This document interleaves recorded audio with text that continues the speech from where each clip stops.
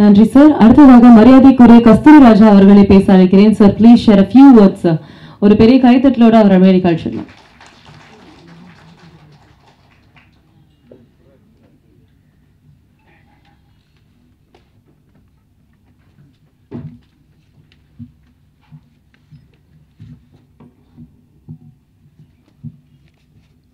முதல் வணக்கம். தமிழ் சினிமாவின் தலையெழுத்தை நிர்ணயிக்கும் மீடியாக்களுக்கு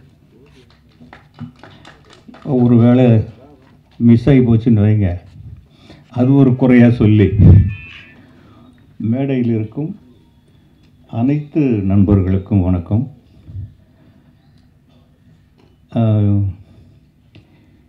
நிஜமாக எனக்கு டைரக்டர் அம்மா ராஜசேகர், நான் இங்கே தான் முதல் முறையாக பார்க்குறேன் அவரை. பட் ரொம்ப நாளாக கேள்விப்பட்டுக்கிட்டே இருக்கேன். தெலுங்கு ஆந்திராவுக்கு போனாலும் பேசுகிறாங்க, இங்கேயும் பேசுகிறாங்க. ஒரு தில்லு வேணும் அதுக்கு. அதாவது ஒரு அசிஸ்டன்ட் டைரக்டராக நான் 40 படத்துக்கு மேலே ஒர்க் பண்ணேன். அப்புறம் டைரக்டர் ஆனேன். 10 படம் ஒர்க் பண்ணிவிட்டு, பட் இன்றைக்கெல்லாம் வேறு மாதிரி இருக்குது. 4 ஷார்ட் ஃபிலிம் பண்ணிவிட்டு டைரக்ட் பண்ணணுன்னு தான் வராங்க. அவர் ஒரு டான்ஸ் மாஸ்டராக இருந்து இயக்குனர் ஆனது. இன்னொருத்தர் கூட இருக்காருன்னு நினைக்கிறேன், லாரன்ஸ் மாஸ்டர். அவர் நடிகர் அவங்கள இருக்கார். அதனால் இப்போ ராஜசேகர் சார் வந்து ஒரு சிறப்பான ஒரு திறமை தான் அது. ஏன்னா அவங்களுக்குள்ள அந்த க்ரியேட்டிவிட்டி இல்லைன்னா அவங்க நடன அசைவுகளே அமைக்க முடியாது. அவங்க டைரக்டரோட சிறப்பான கலைஞர்கள், அவங்க டான்ஸ் மாஸ்டர்கள். அதனால் அவருக்கு என்னுடைய வாழ்த்துக்கள். நான் இங்கே வந்ததுக்கு ஒரே காரணம், இந்த படம் இல்லை, நீங்கள்லாம் இல்லை. பிரேம்நாத் பாப்பா கொஞ்சம் முன்னாடி இது உனக்காக தான் கொண்டு வந்தேன். அங்கே இருந்து என்னடா அவன் துண்டை எடுத்துகிட்டு போகிறானேன்னு யோசிப்பாங்க. எனக்கு கொடுத்ததை நான் உனக்கு கொடுத்துட்றேன். வாசு மாஸ்டர் எங்கே வாங்க. இங்கே இன்னொரு துண்டு இல்லை, ஒன்று தான் கொடுத்தாங்க.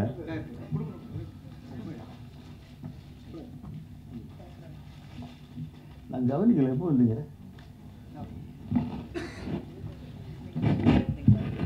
கரெக்ட். இந்த 2 பேரையுமே என்னால் மறக்கவே முடியாதுங்க வாழ்க்கையில். இந்த உயரத்திற்கு அவங்க ஒரு காரணம். அது ஏன்னு அவங்களுக்கே தெரியாது. தெரியுமா? தெரியாது. செல்வமணிக்கு தெரிஞ்சிருக்க வாய்ப்பு இருக்குது. ஏன்னா நம்ம தமிழ் தமிழ் படைப்பாளிகள் சங்கம்னு ஆரம்பிக்கிற பாலச்சந்தருக்கு அடியெல்லாம் விழுந்தது. அதில் அந்த மாதிரி ஒரு ஆரம்பிக்கிற நேரத்தில் பெப்சியோடு நம்ம ஒர்க் பண்ணக்கூடாது அப்படின்னு ஒன்று போட்டாங்க. நான் வீரத்தாலாட்டுன்னு ஒரு படம் எடுத்துகிட்டு இருந்தேன். அது 1997 97 இல்லை 97 98.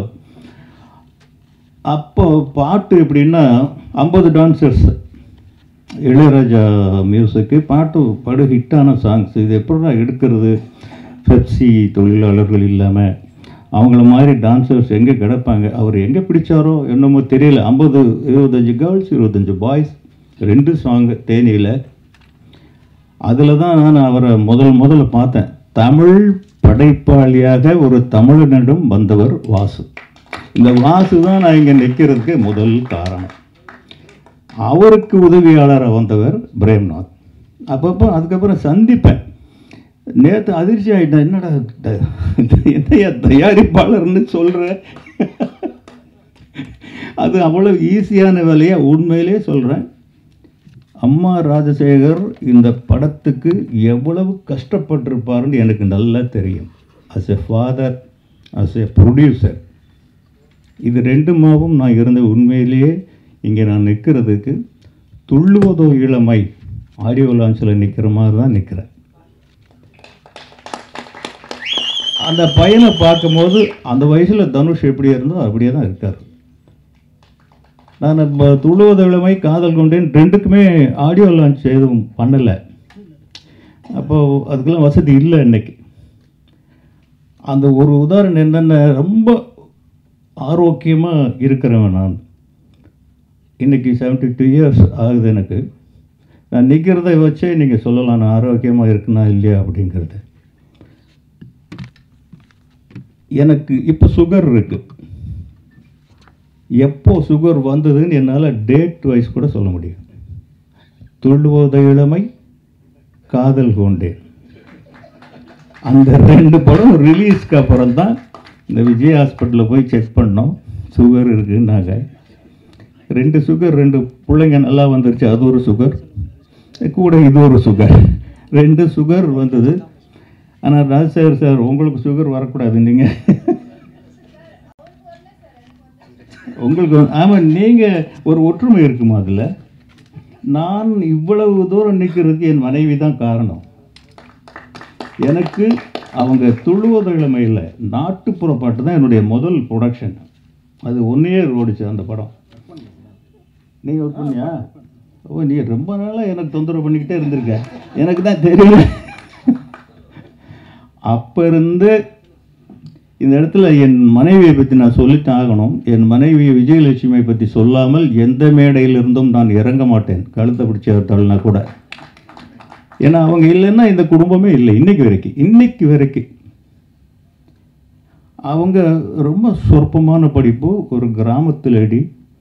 ஏதோ நான் ஒரு அந்த நேரத்தில் ஒரு உத்தியோகம் பார்த்துட்டு இருந்ததுனால ஏமாந்து எனக்கு பொண்ணை கொடுத்துட்டாங்க. வந்தாக்க மதுரையில் வந்து குடியிருந்தோம். 2 ரூபா கொடுத்து கத்திரிக்காய் வாங்கிட்டு வர சொன்னாக்க அது பாக்கி சில்லறை எண்ணி வாங்க அவங்களுக்கு தெரியாது. அவ்வளவு இன்னசென்ட். இது என்னடா யோசிக்கிறேன் நான். நிஜமாக ஒவ்வொரு ஆணும் யோசிக்க வேண்டிய யோசனை இது. நான் யோசித்தேன், ஏன் இந்த அம்மா இப்படி இருக்காங்க, இப்படி வச்சுட்டா அந்த எப்படி இவங்க. அதுக்கப்புறம் காலங்கள் போகுது, சென்னைக்கு வர்றோம், படம் தயாரிக்க வேண்டிய நிலைமை வருது. அப்போ தான் நான் அப்போ யோசித்ததனுடைய விளைவு, இவங்களை ஏன் ப்ரொடியூசர் ஆக்கக்கூடாது, ஒரு நல்ல ஒரு பையை வாங்கி கொடுத்து ஏமாற்றணும் இல்லையா. பை நிறைய கடன் வாங்கி பணத்தை போட்டு அந்த தோளில் போட்டு நீ தான் ப்ரொடியூசர், விஜயலட்சுமி கஸ்தூரி ராஜா வழங்கும்னு போட்டு, அதுக்கப்புறம் 1000ல் ஒருவன் அப்படின்னு ஒரு படம் 33 கோடி ரூபா பட்ஜெட்டு, அதையும் அவங்க தான் எடுத்தாங்க. அந்த திறமையை அவங்களே வளர்த்துக்கிட்டதுனால அவங்க பட்ட கஷ்டங்கள், கோர்ட்டுக்கெல்லாம் போயிருக்கோம், ஸ்டேஷனுக்கெல்லாம் போயிருக்கோம். நீங்கள் இவ்வளோ தூரம் நீங்கள் கூட இருக்கீங்க அப்படிங்கும்போது நீங்கள் எவ்வளோ சிரமப்பட்டிருப்பீங்க அப்படிங்கிறத என்னால் உணர முடியுது. அதுக்காக சொல்கிறேன். வந்துச்சா? இதனால தான் வந்ததா? இல்லை, பயப்படாதீங்க, உங்கள் பையன் ரொம்ப சுகர் மாதிரி இருக்கார், உங்களை நல்லா காப்பாற்றுவார், நல்லா பண்ணியிருக்காரு. அந்த ட்ரெய்லர் பார்த்தோம், அற்புதமான ட்ரெய்லர். ஒரு புது பையன்னு யாராலையும் சொல்ல முடியாது. இப்போ நீங்கள் ஒரு கட்டாயமாக வாரிசுகள் வரணுங்கிறது இல்லை, தலையெழுத்து இருந்தால் வந்து தான் தீர்வாங்க. நீங்கள் என்ன சொன்னாலும் படிக்க வைக்க முடியாது. செல்வராகவன் அவருக்கு என்ஜினியரிங் சீட், நான் ஊர்லேருந்து கிராமத்துலேருந்து வந்ததே டாக்டர் என்ஜினியர், இந்த 2 கனவுகளோடு தான் வந்தேன், பிள்ளைகளை படிக்க வைக்கணும் அப்படின்ட்டு. பொம்பளை பிள்ளைங்க 2 பேரும் டாக்டர் ஆகிட்டாங்க, செல்வராகவன் என்ஜினியர் ஆகிட்டார். தனுஷ் வந்து +2 நானே பிடிச்சி கூட்டிகிட்டு வந்துட்டேன். செல்வராகவனுக்கு என்ஜினியரிங் சீட் வாங்கிறதுக்கு இத்தனை படம் எடுத்ததுக்கு நான் கஷ்டப்படல, அவ்வளவு கஷ்டப்பட்டு வாங்கி கொடுத்து தேடியர் முடிஞ்ச உடனே வந்தார். அப்படி புக்கை தூக்கி எறிஞ்சிட்டு, அம்மா காஃபி, அப்பா நோ காலேஜ், நோ படிப்பு. என்னடா சொல்கிறான் இவன், எனக்கு நான் ஏதோ ஜோக் அடிக்கிறேன்னு நினச்சேன். இல்லைப்பா, சீரியஸாக தான் சொல்கிறேன், சினிமா தான். இப்படி பாலச்சந்திரன் மாதிரி இப்படி பிடிச்சி சொல்கிறார், இதாங்கிறான். அந்த சீட்டு வாங்கிறதுக்கு தெருவாக அசிஸ்டன்ட் டைரக்டர் கூட நான் அவ்வளோ வலையிலைங்க, வாங்கி ஈஸியாக சொல்கிறான். எனக்கு வயிறு பற்றி எழுதி, என்னடா இவன், அவங்க அம்மா அடிக்க போகிறாங்க, டே சோத்துக்கு இல்லாமல் சென்னைக்கு வந்தோம், உங்கள் அப்பா எவ்வளோ கஷ்டப்பட்டு ஒன்று படிக்க வச்சாரு. இல்லைம்மா, நோ படிப்பு. இவ்வளோ இந்த 3 ஒரே வார்த்தையை தான் திருப்பி சொல்கிறான், நோ படிப்பு, சினிமா. அப்புறம் தான் இவனை ஏமாத்துறதுக்கு என்னடா வழின்னு நான் ஒரு பொய் சொன்னேன். தம்பி, உங்கள் அப்பா வர்றதுக்கு முன்னாடியும் சினிமா இங்கே தான் இருந்தது, இப்போவும் இங்கே தான் இருக்குது, உங்கள் அப்பாவுக்கு பிறகும் சினிமா இருக்கும், பட் இந்த படிப்பு இப்போ தான் வரும். இதை விட்டுட்டீங்கன்னா உங்கள் அப்பாவுக்கு உனக்கு உன் பேருக்கு முன்னாடி போடுற உங்கள் அப்பாவுடைய இனிஷியல் தவிர உனக்கு எதுவுமே இருக்காது. படித்து முடிச்சுட்டு வா, நான் எப்படியாவது உனக்கு சினிமாவுக்கு வரதுக்கு ஏற்பாடு பண்ணுறேன் அப்படின்னு ஒன்றுமே சொல்ல. மறுநாள் ஜாலியாக காலேஜுக்கு போயிட்டான், படிச்சுட்டான். Medallist, mechanical engineer. நான் அதுக்கு முன்னாடி என்ன பண்ணேன், இவர் அமெரிக்காவுக்கு அனுப்பி படிக்க வைக்கலான்னு ஒரு ஏற்பாடு பண்ணி வச்சுருந்தேன். அதை மெல்ல சொன்னேன், இப்போ இந்த மாதிரிப்பா அமெரிக்காவில் போய் படி, சினிமாவும் படிக்கலாமா, ரெண்டையும் படி. சினிமாவும் படிக்கலாங்கிறது பொய். அவரை வந்து டெக்ஸ்டைல் இன்ஜினியராக ஆக்கணுங்கிறது என்னுடைய கனவு. அவர் என்னை நாடு கடத்துறதுக்கு பிளான் பண்ணுறீங்களா, அதெல்லாம் வேறு. நீங்கள் சொன்னதை நான் செஞ்சேன், நான் சொன்னதை நீங்கள் செய்யுங்க. இது ரெண்டு தான் அக்ரிமெண்ட். அவர் போகலை, அதுக்கப்புறம் படிப்புக்கு போகலை, வேலைக்கு போகலை. எந்த டைரக்டருமே அவர் சேர்த்துக்க மாட்டேங்கிறாங்க. கஸ்தூரி ராஜாவுடைய பையன்கிற ஒரே காரணத்தினால. செல்வமணிட்டு கூட வந்திருப்பேன்னு என்னன்னு தெரியல. அவர் நிறைய பேர்கிட்ட கேட்டேன், ஐயோ நான் எப்படியா நாயே பேயேன்னு திட்டுவேன், உங்கள் மகனை நான் திட்டுறது போகலை. அப்புறம் அவரே காதல் உண்டேன்னு வந்தது. எதுக்கு சொல்கிறேன்னா, படிக்க வச்சாலும் இன்னைக்கு ஒரு மெசேஜ் சொல்ல மறந்துட்டேன். என் பேரன் ஹீரோவாக நடிச்சிருக்கான். இப்போ நிலவுக்கு என் மேலே என்னடி கோபம், 3வது தலைமுறை அந்த இடத்துல வருது. +2 நல்ல ஸ்டூடெண்ட்டு. படிப்பு நிறுத்திட்டு அவங்க மாமா தனுஷ் வந்து கூட்டிகிட்டு போய் நடிக்க வச்சிட்டான். ஆக படிக்கணும், வந்தால் படிக்கணும். அதனால் என்ன பிரயோஜனம்? அதை விட சினிமாவை படித்தா கூட அந்த பையன் சொன்னான், அந்த என் பேரன் வந்து சொன்னான், நான் விஸ்காம் படிக்க போகிறேன் தாத்தா அப்படின்னா. எதுக்குடா, நம்ம வீட்லேயே 3 விஸ்காம் இருக்கு, நீ போய் என்ன அங்கே போய் காலேஜில் படிக்க போகிற, போ மாமாட்ட போயிரு அப்படின்னு அவரோட கொஞ்ச நாள் இருந்தால் ஏதோ நடிக்க வச்சுட்டான். ஆக 4 வருஷம் வீணாக போய்டும் ஒரு டிகிரி வாங்குறதுக்கு. யாரையும் படிக்க வேணான்னு சொல்ல, படிக்க வந்தால் படிப்பு தான். படிப்பு வரலையா, சினிமாவா, அந்த சினிமாவில் போட்டு அமைக்குங்க. அதில் அவன் திறமையை வளர்த்துக்கட்டும். அவன் படித்து முடித்து அதுக்கப்புறம் அந்த தாடியை வளர்த்து, ஒவ்வொன்றுக்கும் ஒரு பருவம் இருக்குது, ஒரு பக்குவம் இருக்குது. எது வருமோ அதில் பிள்ளைங்களை செலுத்துறது தான் புத்திசாலித்தனம். அந்த பையனுக்கு நல்ல சினிமா வருது, நல்ல கண் இருக்குது, நல்ல அழகாக இருக்கான், ஃபிட்னஸ் ரொம்ப எவ்வளோ கஷ்டப்பட்டாரு தெரில, இவ்வளோ நல்ல ஃபிட்னஸ் இருக்குது. இதுக்கெல்லாம் என்ன பாடுபடுறாங்கன்னு எங்கள் பசங்களை நான் பார்த்துட்டு தானே இருக்கேன். தனுஷ் 6 பேக்கெல்லாம் வச்சுருக்காரு. அப்படின்னா ஒரு தடவை இது இந்த பொல்லாதவன் ஷூட்டிங்கில் வந்து கைட்டி தியேட்டரில் எங்கே நடக்குதுனாங்க போனோம், ஷூட்டிங் பார்க்க போகலாம் அப்படின்ட்டு. அப்போ அந்த கிளைமாக்ஸ் ஃபைட் எடுக்கிறாங்க, 6 பேக்கு காமிக்கிறது. ஒரு ஷாட்டு முடிச்சுட்டு ஓடி வந்து அப்படியே மல்லாக்கப்படுத்து இந்த தூக்கி அந்த வேர்வை சிந்தி மறுபடியும் ஷாட் எடுங்கிறாங்க, ஓடுறான். வயிறு எரிஞ்சிருச்சுங்க, பெத்த பிள்ளை இவ்வளோ டார்ச்சர் பண்ணியாட நம்ம நடிக்க வைக்கிறோம் அப்படின்னு. அவ்வளவு கஷ்டப்பட்டு தான் அந்த இடத்த தக்க வைக்க முடிஞ்சது. அது மாதிரி நீ எவ்வளோ கஷ்டப்பட்டு போய் எனக்கு தெரியல, அதை விட்டுறாது. அதுதான் கேபிட்டல் ஒன்றுக்கு. சிவகுமார் அடிக்கடி சொல்வார், நடிகனுக்கு உடம்பு தாண்டா முதலீடு அப்படின்னு. அந்த மாதிரி அதை விட்டுறாத. உனக்கு நல்ல டேலண்ட் இருக்குது, படி, வந்தா படி, படிக்கிறேன்னு ஏமாத்திக்கிட்டு படிக்காத. நடிக்கத்தான் வருதா நடி, யார் சொன்னாலும் கேட்காத. Decision making useful. அம்மா அப்பா அவங்களுக்குள்ள எவ்வளவு கனவுகள் இருக்கும். ஒரு பையனை சினிமாவில் கூட நிறுத்துறதுன்னா, தனுஷுக்கு வந்து நான் என்னுடைய சூழ்நிலை, என் சுயநலத்துக்காக அவனை நான் பிடிச்சி இழுத்துட்டு வந்தேன். எனக்கு அன்னைக்கு ஒரு படம் எடுத்து தீரணும், இல்லாட்டி திருப்பி ஊருக்கு போகணும். ஒரு பையன் கிடைக்கல. தெலுங்கில் ஒரு பையன் இருந்தான், சித்திரம் உதயகிரன் இல்லை, உதயகிரன். அந்த படம் சூப்பர் ஹிட்டாக வந்துருச்சு, நம்ம கதை மாதிரியாக இருக்குது. அந்த பையனை கேட்டோம், சரின்ட்டான். ஓகே, ஷூட்டிங்லாம் டேட்ஸ்லாம் ஃபிக்ஸ் பண்ணி பிளான் பண்ணிட்டோம். திடீர்னு உஷா கரோட்லேருந்து ஃபோன் பண்ணுறாங்க, அந்த பையன் நடிக்க முடியாதுங்க, நம்ம டேட்ஸு கொடுத்த அட்வான்ஸ் எல்லாமே போகுதுங்கும் போது வேறு வழியில்னு அப்போ தான் ஞாபகம் வருது, அடைச்சி நம்ம வீட்டில் ஒரு பையன் இருக்கானே அப்படின்னா வீட்டில் சொல்லக்கூட இல்லைங்க, வாடா நான் ஸ்கூலில் ட்ராப் பண்ணுறேன்னு ஷூட்டிங் ஸ்பாட்டுக்கு கூட்டிகிட்டு போயிட்டேன். அங்கே வந்து அலறான், இப்படி அலறான். அவர் எக்ஸாம் டைம் வரும், 2 மாதம் ஹாலிடேயில் முடிக்கிறேன்னு ஆரம்பித்து ப்ராமிஸ் பண்ணி வீட்டில் எல்லாரும் எகெயின்ஸ்ட். சந்தோஷமா இப்போ அவங்க லைஃப்பை நாசமாக்கிட்டீங்களா, இப்படி தான் எல்லாரும். இதுக்கப்புறம் செல்வமணி நீங்கள் சொன்னது ஒரு விஷயம் தப்பு. அதாவது அவங்க தனுஷ் வந்ததுக்கு செல்வா தான் காரணம், அவங்க அப்பா தான் காரணம். 60% படம் நான் எடுத்துட்டேன்.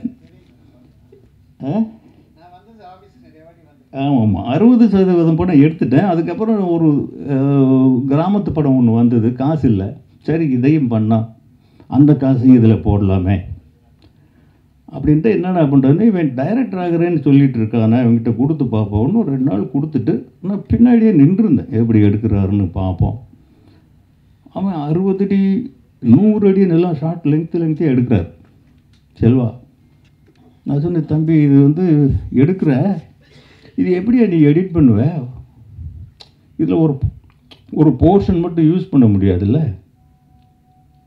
அப்படிலாம் இருந்து. ஆனால் உண்மையிலே செல்வமணி நீங்கள் சொன்னது உண்மை. இல்லை நீங்கள் சொன்னது உண்மைன்னு இப்போ சொல்ல வரேன்.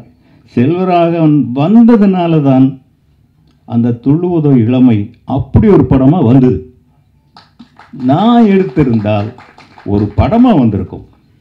2வது, யுவன் சங்கர் ராஜாவுக்கும் செல்வராகவனுக்கும் மிகப்பெரிய நெருக்கமாயிடுச்சு. அதில் அந்த பாட்டு தாங்க. யுவன் சங்கர் ராஜா இல்லைன்னா 2 பேருமே செல்வாவும் கிடையாது, தனுஷும் கிடையாது. யுவன் தான் மெயின் ரீசன். அவ்வளோ நல்ல சாங்ஸ் கொடுத்துருந்தார். அதனால் நம்ம பிள்ளை என்ன, இவன் யார் அப்படின்னு தீர்மானிக்கிற கடமை, பொறுப்பு, தலையெழுத்து எல்லாமே நமக்கு தான் இருக்கு. இன்னைக்கு பசங்க வேஸ்ட்டாக போயிடுவாங்கங்கிறது ஒரே ஒரு வழியில் தான், ட்ரக்ஸ், போதை. இதில் போனால் தான் வீணாக போயிடுவானுங்க. மற்றபடி அவங்க நம்மளை விட அதிகமாக சாதிப்பாங்க. அவங்களுக்கு எல்லா அறிவும் இருக்குது நம்மளை விட. ஏன்னா ஒரு பிடிவாதமாக நான் சொல்கிறத கேள்றாங்கிறது எவ்வளோ பெரிய முட்டாள்தனம்ங்கிறது இன்றைக்கி வரைக்கும் நான் உணர்ந்துட்டுருக்கிறேன். நான் பிறந்தது 1952, தனுஷ் பிறந்தது 1983. 2 கலாச்சாரம் ஓட்டுமா? ஓட்டாது. டேய் நீ வடை சாப்பிட்றா, நீ சோளச்சோறு சாப்பிட்றா, இப்படி நம்ம சொல்ல முடியுமா? அவன் இன்றைக்கி பிஸ்ஸா சாப்பிடுவான், வேறு என்னென்னமோ இருக்குது, அதெல்லாம் சாப்பிடுவான். இதை நாம் புரிஞ்சுக்கிட்டாதான் அவனுக்கு என்ன முடியுமோ, அவனுக்கு என்ன புரியுமோ, அவனுடைய தலையெழுத்து என்னன்னு அவன் நிர்ணயம் பண்ணுறானோ அந்த சுதந்திரத்தை முதல்ல அவனுக்கு கொடுங்க. அப்போ தான் அவனால் முன்னுக்கு வர முடியும். கெட்ட வழியில் போகிறதுக்கு எந்த பேரண்ட்ஸும் சப்போர்ட் பண்ண மாட்டாங்க. அதனால் அந்த பையன் வர்றதுக்கான எல்லா அறிகுறியும் இந்த ட்ரெய்லரில் தெரியுது. ஒரு இடத்துல கூட ஒரு புதுமுகம் அப்படிங்கிறது தெரியவே இல்லை. மீடியாக்களுக்கு வந்து கேட்டுக்கிறது என்னென்னா, நீங்களாம் வந்திருக்கீங்க, வனிதா அப்போவே சொன்னாங்க, எழுதுங்க, தப்பாக எழுதுங்க. ஆனால் நீங்கள் தப்பாக தான் எழுதுவீங்க. தப்பாக எழுதுனா தான் அது நல்லா போய் ரீச் ஆகும். சரியாக எழுதுனா போகாது. எழுதுங்க. ஒரு புது பையன் உங்களை நம்பி தான் வரணும். இன்றைக்கி வந்து உங்களை விட்ட சினிமாவுக்கு வேறு நாதி இல்லைங்க. நிஜமாவே மீடியா எழுதுறது தான் இவ்வளோ வசூல். எப்படி தான் இவங்களுக்கு தெரியுமோ நீங்கள் தான் எழுதுறீங்க. இத்தனை கோடி டாக்ஸு நீங்கள் தான் எழுதுறீங்க. எப்படி எங்களுக்கு தெரியல, படம் எடுத்தவங்களுக்கு உங்களுக்கு தெரியுது, எழுதுறீங்க. எழுதுங்க எதையாவது. ஒரு படத்துக்கு அங்கேருந்து வந்திருக்கோம், உங்கள் மூலமாக தான் போய் சேரணும், வேறு வழியே இல்லை. இன்றைக்கி போஸ்டர் ஒட்டுற கலாச்சாரம் போயிடுச்சு, ட்ரெய்லர் போடுற பழக்கம் போயிடுச்சு, ஒவ்வொரு தியேட்டருக்கும் ட்ரெய்லர் அனுப்புவோம், அதுவும் போயிடுச்சு. இன்றைக்கி என்ன இருக்குது? உங்களை தவிர வேறு வழியே கிடையாது. உங்களை ரெக்வஸ்ட் பண்ணி கெஞ்சி கேட்டுக்கிறேன், இந்த படத்தை பற்றி 4 நல்ல வார்த்தை எழுதுங்க. அந்த பையன் பெரிய ஹீரோவாக வருவாருங்கிற அறிகுறிகள் அத்தனையும் இருக்குது. உங்களை விட அதிகமாக மறுபடியும் கூட்டம் கூட்டி உங்களை இன்னும் உங்களோட உறவு வச்சுக்குவார் அவர். அதில் எந்த விதமான சந்தேகமும் கிடையாது. அவனுடைய வாழ்க்கையின் கதவுகளை நீங்கள் திறந்து விடுங்க. நன்றி, வணக்கம்.